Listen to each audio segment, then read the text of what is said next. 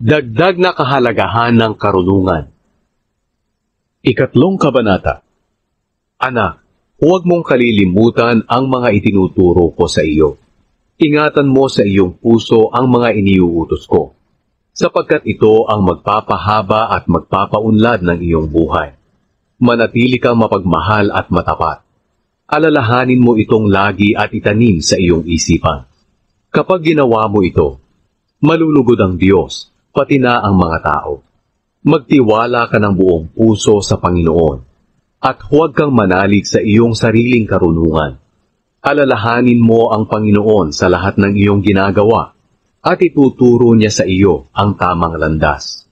Huwag mong isipin na napakarunong mo na.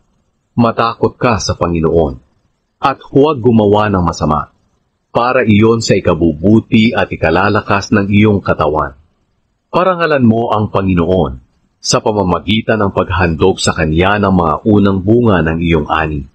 Kapag ginawa mo ito, mapupuno ng ani ang iyong mga bodega, at aapaw ang inumin sa iyong mga sisidlan. Anak, huwag mong mamasamain kapag itinatama ka ng Panginoon, upang ituwid ang iyong pag-uugali, sapagkat itinutuwid ng Panginoon ang ugali ng Kanyang mga minamahal, katulad ng ginagawa ng isang ama sa kanyang anak na kinalulugdan. Mapalad ang taong may karunungan at pangunawa. Higit pa ito sa pilak at ginto, at sa anupamang mga mamahaling bato. Walang anumang bagay ang maaaring ipantay dito.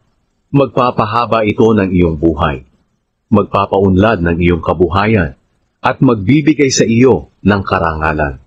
Ang karunungan ay magpapabuti ng iyong kalagayan.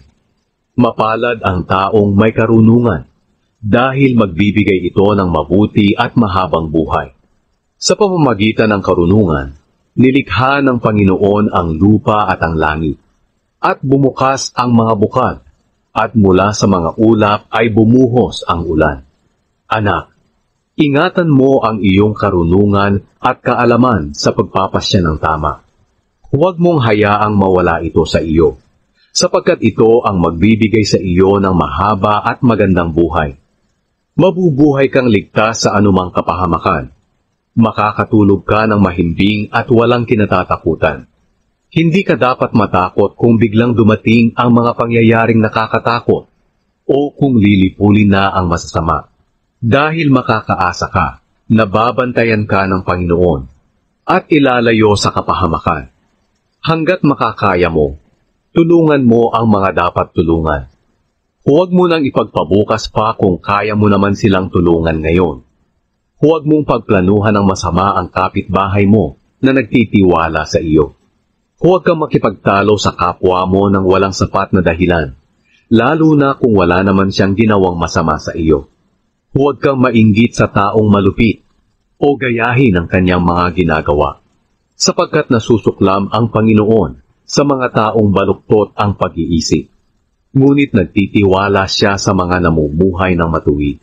Isinusumpa ng Panginoon ang sambahayan ng masasama, ngunit pinagpapala niya ang sambahayan ng mga matuwid.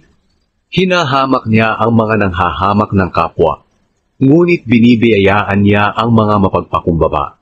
Ang mga marunong ay pararangalan, ngunit ang mga hangal ay ilalagay sa kahihiyan.